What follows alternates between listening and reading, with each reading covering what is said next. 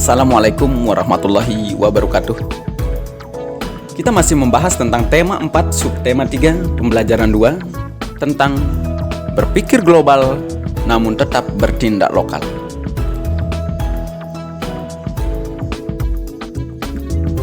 Berpikir global namun tetap bertindak lokal, apa sih maknanya? Ayo kita sama-sama diskusikan bersama kelompok yang kalian miliki. Di sini, Pak Guru memiliki contoh poster. Di dalam pertemuan sebelumnya, kita sudah membahas tentang tujuan poster, bagaimana syarat-syarat poster. Jadi sekarang, mari kita diskusikan bersama kelompok kalian tentang pesan yang disampaikan dalam poster yang Pak Guru tampil. Globalisasi sudah menjadi bagian dari kehidupan sehari-hari kita. Contohnya, barang-barang yang ada di dalam rumah kita. Lihatlah laptop, komputer, ponsel, televisi, motor, bahkan mobil yang ada di sekitaran rumah kalian, termasuk dengan buah-buahan atau bahan makanan yang ada.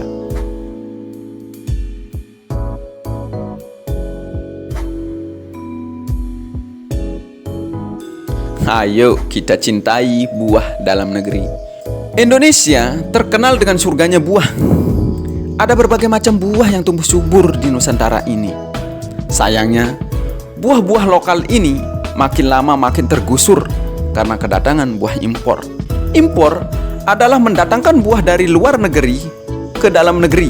Tentu saja, buah yang didatangkan dari luar negeri itu bisa menjadi murah di sini karena buah tersebut didatangkan dalam jumlah yang sangat besar. Ini dapat membuat lokal kalah dalam persaingan. Selanjutnya, jangan lupakan pasar tradisional. Kita, sebagai warga Indonesia, tidak boleh melupakan pasar tradisional dalam maraknya era globalisasi.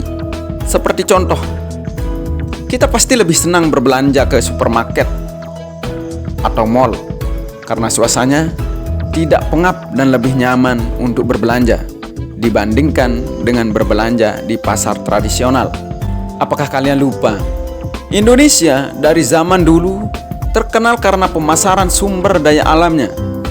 Dulu hanya ada pasar tradisional yang telah memperjualbelikan berbagai barang, di mana pasar tradisional tempat bertemunya antara pembeli dan penjual, atau biasa disebut tempat pertukaran barang antara barang dengan uang. Sehingga pasar tradisional merupakan warisan budaya leluhur kita terdahulu. Mungkin pasar tradisional sudah ada sebelum masa penjajahan di Indonesia. Banyak kapal-kapal asing berlayar di Indonesia karena ingin membeli rempah-rempahnya yang terjual di pasar-pasar tradisional. Pasar tradisional tidak akan berubah ciri khasnya secara total. Pasar tradisional tak boleh dilupakan.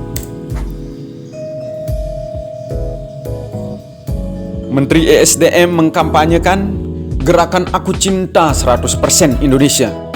Secara serempak, seluruh yang hadir dalam acara tersebut memakai batik dan sepatu produksi dalam negeri.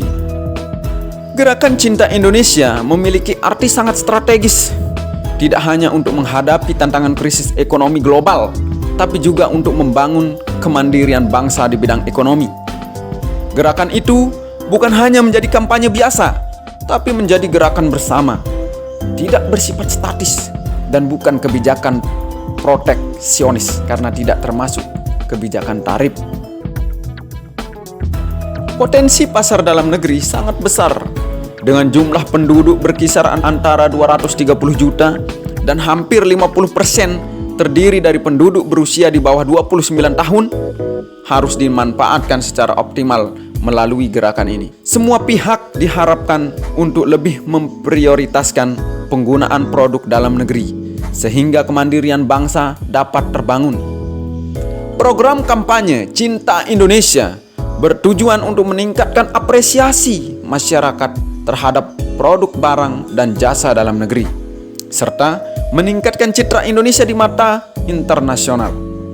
Diharapkan dengan dicanangkannya gerakan ini, pasar produk dalam negeri bisa ditingkatkan sehingga tekanan terhadap sektor industri bisa dikurangi, dan gejala pengurangan tenaga kerja dapat dihindari.